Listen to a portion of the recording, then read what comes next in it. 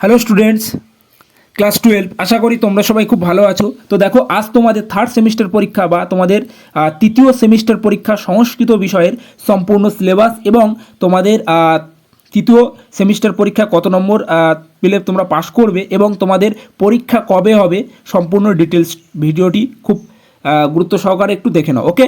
এবং তার আগে তোমাদের আমি সিলেবাস নিয়ে আলোচনা করছি এবং ভিডিও শেষে তোমাদের আমি বলে দেবো তোমাদের পরীক্ষা কবে এবং তোমার কত নম্বর তোমাদের পেতে হবে, ঠিক আছে।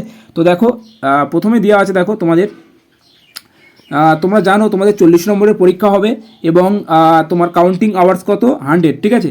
তো দেখো তোমাদের এমসিকিউ টাইপের প্রশ্ন পরীক্ষা হবে তোমরা জানো, ওকে। তো এর আগেও তোমরা দিয়ে এসছো, ঠিক আছে। তো দেখে নাও, প্রথমে দেখো টপিক। তো টপিকের মধ্যে তোমাদের কি আছে, তোমার সংস্কৃত সাহিত্য পার্ট ওয়ানে আছে সংস্কৃত সাহিত্য। তো এখান থেকে তোমাদের মোট 15 নম্বর থাকবে, ঠিক আছে, এই পার্ট ওয়ানের ভিতরে, ঠিক আছে। তো তার মধ্যে তোমাদের কী কী পড়তে হবে দেখো। তো দেখো এখানে তোমার ইউনিট 1, তো ইউনিট 1-এর মধ্যে তোমাদের থাকবে গদ্য বা গল্প, ঠিক আছে। তো গল্পের মধ্যে তোমাদের কী পড়তে হবে একটু দেখে নাও। দেওয়া আছে দেখো শ্রীমতী, ঠিক আছে। তো এটি হচ্ছে তোমার অবদান শতকমের অংশ বিশেষ, ওকে। তো এখান থেকে তোমাদের 5টি এমসিকিউ থাকবে, ওকে, বা 5টি এমসিকিউ আসবে। পরবর্তী ইউনিট 2, তো ইউনিট 2-এর মধ্যে থাকবে তোমাদের পদ্য বা তোমার কবিতা। তো কবিতার মধ্যে তোমাদের কি পড়তে হবে দেখো, তোমার শ্রীমদ্ ভগবত গীতা এর অংশ, ঠিক আছে, নির্বাচিত অংশ, ঠিক আছে। তো দেখো তোমার অভ্যাস বসগং মনৌ, ঠিক আছে। তো এখান থেকেও তোমাদের 5টি এমসিকিউ আসবে।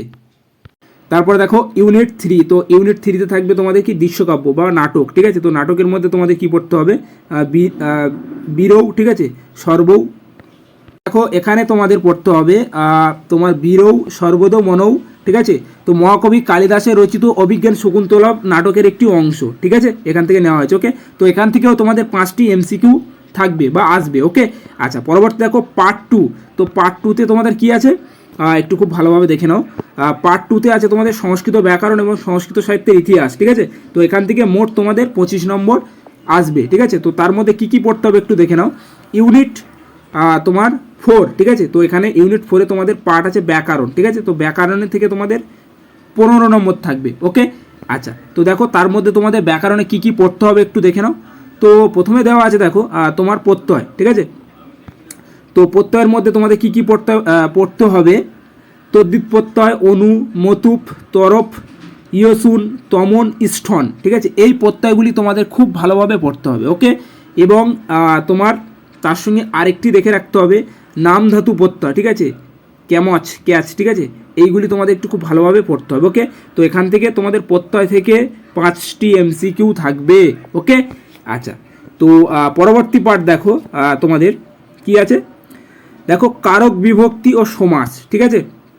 তো কারকের মধ্যে তোমাদের কি কি পার্ট পড়তে হবে, কর্তৃকারক, কর্মকারক এবং করণকারক, ঠিক আছে। এই 3টি কারক খুব ভালোভাবে পড়তে হবে। তো এই 3টি কারক থেকে তোমাদের 5 নাম্বার থাকবে, ঠিক আছে, বা 5টি এমসিকিউ, ওকে। আচ্ছা, তো তারপরে দেখো তোমার সমাস। তো সমাসের থেকেও তোমাদের 5 নম্বর থাকবে, ওকে।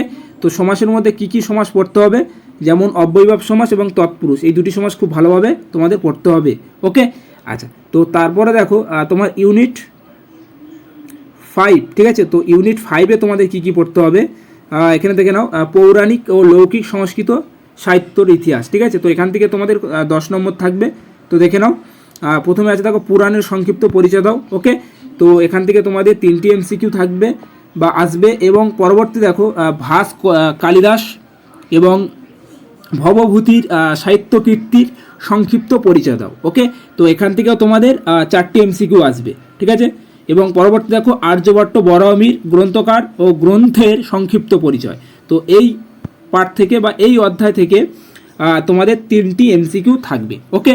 তো এই ছিল তোমাদের সংস্কৃত বিষয়ের সম্পূর্ণ সিলেবাস এবং তোমাদের থার্ড সেমিস্টার পরীক্ষার কিছু গুরুত্বপূর্ণ তোমাদের পাস নম্বর কত পেতে হবে এবং তোমাদের পরীক্ষা কবে হবে সেটি একটু খুব ভালোভাবে জেনে নাও, ওকে। তো দেখো প্রথমে কি দেওয়া আছে, তো তোমাদের ভর্তি প্রক্রিয়া, ঠিক আছে। তো তোমাদের স্কুল থেকে জানিয়ে দেবে, তাও আমি একবার বলে দিচ্ছি, তো দেখে নাও।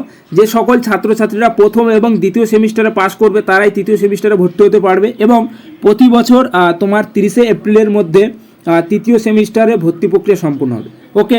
তো তোমাদের ভর্তি সম্পূর্ণ শেষ হবে তোমার এপ্রিল মাসের 30 তারিখের মধ্যে, ঠিক আছে। আচ্ছা, পরবর্তী দেখো তোমাদের কোর্সের সময়সীমা, ঠিক আছে। তো তোমরা জানো তোমাদের কি বলা আছে একটু দেখে নাও। প্রতি সেমিস্টারের মতো তৃতীয় সেমিস্টারের কোর্সের সময়সীমা 6 মাস, ঠিক আছে। তো তোমরা জানো তোমাদের প্রতিটি সেমিস্টার 6 মাস অন্তর অন্তর পরে একটি করে পরীক্ষা হবে, ঠিক আছে। এবং তারপরে দেখো কি বলা আছে, তৃতীয় সেমিস্টারে ক্লাস শুরু হবে মে মাস থেকে এবং শেষ হবে অক্টোবর মাসে, ঠিক আছে। তো তোমরা জানো তোমাদের মে মাস থেকে থার্ড সেমিস্টার পরীক্ষা ক্লাস শুরু হবে, ঠিক আছে, এবং অক্টোবরে শেষ হবে তোমাদের তৃতীয় সেমিস্টার। পরবর্তী দেখো কি বলা আছে, তো এনরোলমেন্ট, ঠিক আছে। তো এটি না জানলে হয়, তাও একটু দেখে নাও। তোমার কি বলা আছে, এর আগে যেমন উচ্চ মাধ্যমিক পরীক্ষা দেওয়ার জন্য ছাত্র ছাত্রীদের ফর্ম ফিল আপ করতে হতো, ঠিক তেমন এবার থেকে উচ্চ মাধ্যমিক পরীক্ষার জন্য ছাত্র ছাত্রীদের তোমার এনরোলমেন্ট করতে হবে সংসদের নিয়ম অনুযায়ী প্রতি বছর 30শে জুনের মধ্যে, ঠিক আছে। তো তোমাদের পরীক্ষা দেওয়ার জন্য এনরোলমেন্ট প্রক্রিয়া সম্পূর্ণ করতে হবে। তো তারপরে কি বলা আছে দেখো, পরীক্ষা মোস্ট ইম্পর্টেন্ট, ঠিক আছে। তো দেখো তোমাদের তৃতীয় সেমিস্টারের পরীক্ষা হোম সেন্টারে নেওয়া হবে না, ঠিক আছে। তো এখানে বলা আছে তোমাদের তৃতীয় সেমিস্টার পরীক্ষা হোম সেন্টারে হবে না, ঠিক আছে। তো তোমাদের নিজেদের স্কুলে তৃতীয় পরীক্ষা থার্ড সেমিস্টার বা তৃতীয় সেমিস্টার পরীক্ষা হবে না, ঠিক আছে। এই পরীক্ষাটি ছাত্রছাত্রীদের অন্য স্কুলে গিয়ে দিতে হবে, ঠিক আছে।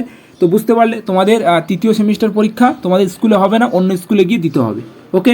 আচ্ছা, পরবর্তী দেখো তোমাদের কি বলা আছে, এমসিকিউ টাইপের প্রশ্ন হবে এবং ছাত্রছাত্রীদের ওএমআর সিটে তোমার দিতে হবে পরীক্ষা, ওকে। আচ্ছা, তো তোমাদের দেখো পরীক্ষা, তো তোমাদের পরীক্ষা কবে হবে দেখো, তোমাদের পরীক্ষা সম্ভবত নভেম্বর মাসে হবে, থার্ড সেমিস্টার পরীক্ষা, ওকে। আচ্ছা, তারপরে দেখো তোমার পরীক্ষার ফলাফল, ওকে। তো কি বলা আছে একটু দেখে নাও। তৃতীয় সেমিস্টারে খাতা অন্য স্কুলের শিক্ষকরা দেখবেন এবং এক্ষেত্রে ছাত্রছাত্রীদের প্রতিটি বিষয়ে তোমার 30% নম্বর পেতে হবে, ঠিক আছে। তো তোমাদের 30% নম্বর পেতে হবে থার্ড সেমিস্টার পরীক্ষায় পাস করতে গেলে, ওকে। তো এই ছিল তোমাদের থার্ড সেমিস্টারের কিছু গুরুত্বপূর্ণ টপিক, ওকে। তো ভিডিওটি সম্পূর্ণ দেখার জন্য অসংখ্য ধন্যবাদ।